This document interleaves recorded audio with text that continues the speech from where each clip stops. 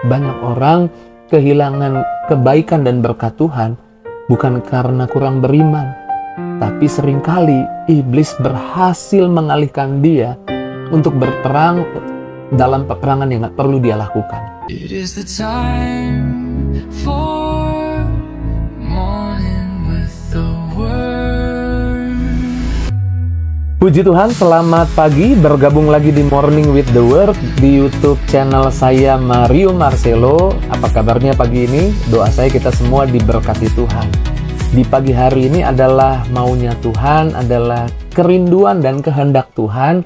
Setiap pagi membekali kita dengan firman-Nya, menaruh firman-Nya di hati, di pikiran kita, agar kita bisa dituntun oleh apa yang Tuhan mau di hidup kita. Seringkali musuh cara membuat kita gagal atau tidak menerima kemenangan bukan dengan menghalang-halangi kita, atau singkatnya seperti ini, tidak semua kegagalan, tidak semua kemenangan yang hilang dikarenakan kita kurang beriman, tapi seringkali karena kita berhasil dialihkan oleh musuh. Dan Tuhan mau pagi ini kita mengerti trik-trik musuh yang coba berusaha mengalihkan. Dialihkan oleh tuduhan, kabar buruk, opini-opini negatif, oleh apa kata dunia. Dan Tuhan mau kita sadar bahwa kebenaran firman Tuhan bisa menuntun kita untuk kita tidak teralihkan. Ingat kisah ketika Daud disuruh oleh ayahnya ke depan medan peperangan antar roti untuk kakak-kakaknya. Tetapi di depan medan peperangan kemudian keluarlah pahlawannya orang Filistin, yaitu Goliat, menampakkan diri dan mengancam bangsa Israel. Dan ketika Goliat mengancam bangsa Israel, kemudian bangsa Israel semuanya sembunyi. Hanya Daud yang kemudian berkata, kenapa orang ini berani sekali menantang orang Israel? Dan ketika Daud kemudian tampil, ada kakaknya Eliab yang berkata seperti ini. Kalau kita baca di 1 Samuel 17 ayat yang ke-28 dan 30. Ketika Eliab kakaknya yang tertua mendengar perkataan Daud kepada orang-orang itu, bangkitlah amarah Eliab kepada Daud, lalu katanya, mengapa engkau datang kemari?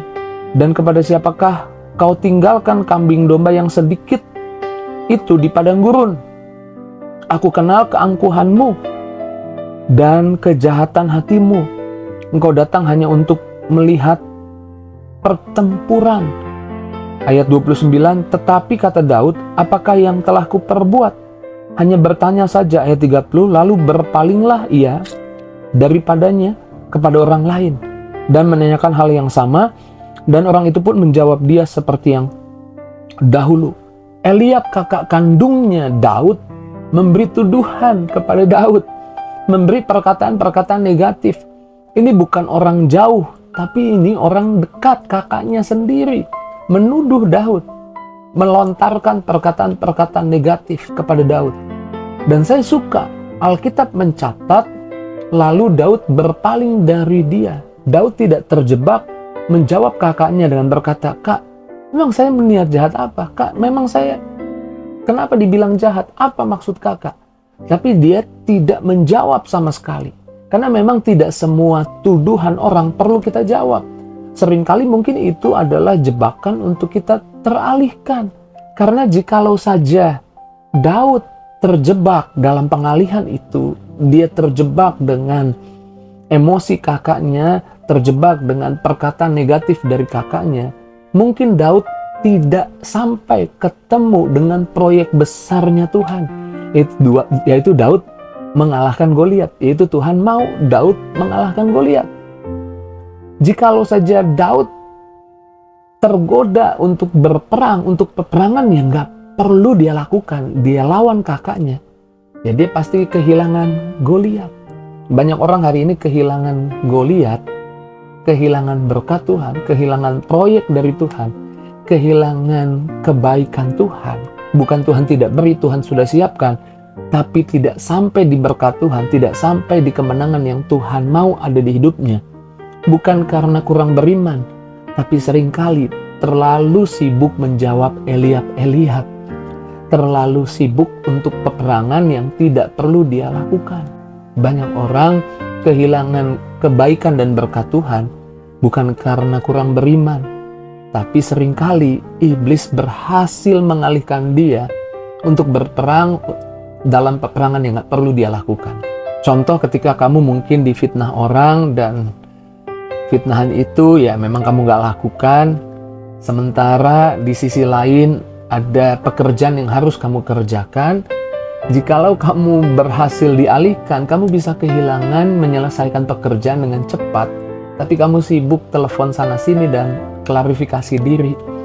Itu artinya kita kehilangan proyek dan berkat kebaikan yang Tuhan punya buat kita, bukan karena kita tidak beriman, tapi karena kita berhasil dialihkan. Tuhan tidak mau kita teralihkan oleh yang lain. Tuhan mau kita mengerti bahwa ada hal-hal yang gak perlu kita jawab, ada hal-hal yang gak perlu kita ladeni, tapi kita fokus pada apa yang Tuhan janjikan buat kita. Lalu kalau kita perhatikan kisah berikutnya adalah ketika Yairus, ingat kisah Yairus datang kepada Yesus memohon dengan sangat karena anaknya sekarat. Lalu Yesus bilang, yuk kita ke rumahmu, kita doa buat anakmu dan biarkan anakmu disembuhkan. Lalu apa yang terjadi? Di tengah jalan, yang pertama ada wanita pendarahan 12 tahun yang disembuhkan. Dan setelah wanita itu disembuhkan, saya percaya imannya Yairus tambah dibooster lagi, percaya bahwa kalau Yesus datang anaknya pasti sembuh. Tapi di tengah-tengah itu kemudian keluarga Yairus datang. Yuk kita lihat dulu ayatnya. Di dalam Markus 5 ayat 35 dan 36. Sementara Yesus masih berbicara dengan wanita pendarahan itu, datanglah orang dari kepala rumah ibadat itu dan berkata, anakmu sudah mati, apa perlunya lagi engkau menyusahkan guru? Ayat 36, tetapi Yesus tidak menghiraukan perkataan mereka. Catat baik, Yesus tidak menghiraukan perkataan mereka, lalu berkata kepada kepala rumah ibadat itu, jangan takut, percaya saja. Imannya Yairus coba dialihkan menjadi ketakutan, kekhawatiran melalui kabar yang baru saja dia terima bahwa anaknya sudah mati. Tapi Yesus mengajar bahwa Yairus harus bersikap sama seperti Yesus, tidak menghiraukan perkataan itu. Karena sejak awal Yesus janji bahwa Yesus akan datang ke rumahnya dan anaknya pasti sembuh. Dan kemudian itu yang jadi imannya Yairus, letakkan tanganmu atas anakku maka anakku akan sembuh. Dan Yesus pasti jawab setiap iman itu. Tapi di tengah jalan ada pencobaan atau ada usaha mencoba Yairus dialihkan imannya.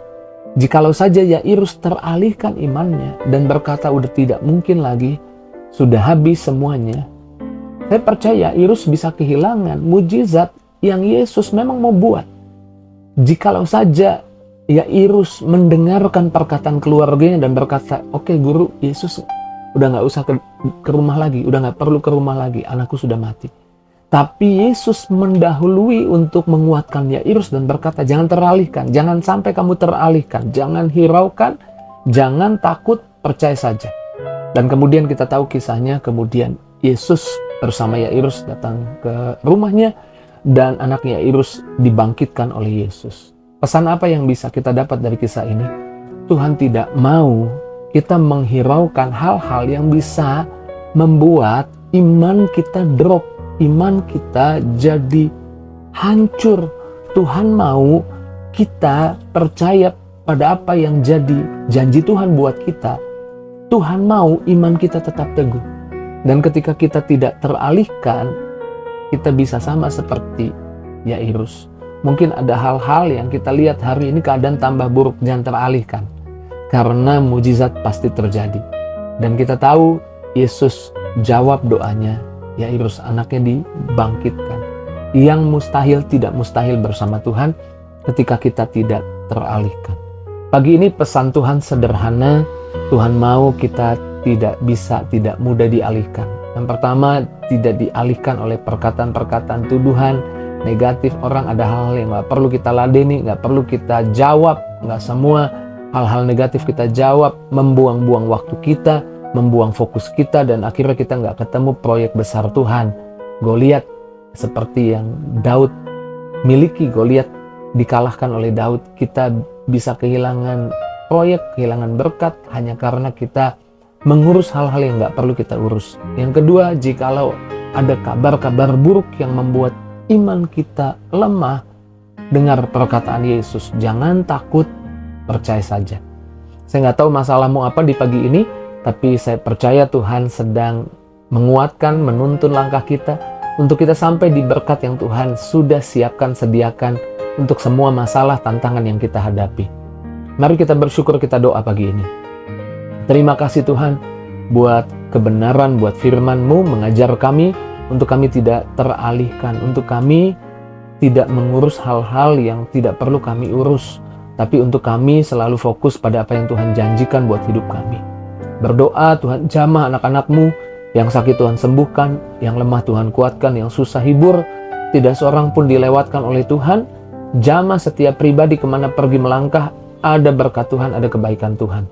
Dalam nama Yesus kami berdoa bersyukur, haleluya. Sama-sama kita katakan, amin.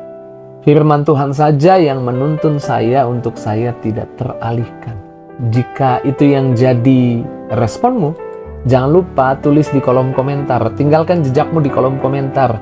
Dan jangan lupa juga jika engkau diberkati bahasan Morning with the Word di pagi ini, bagikan kepada teman, sahabat, keluargamu.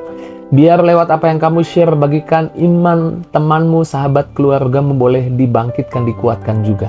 Terus maju dalam Tuhan, Tuhan berkati. See you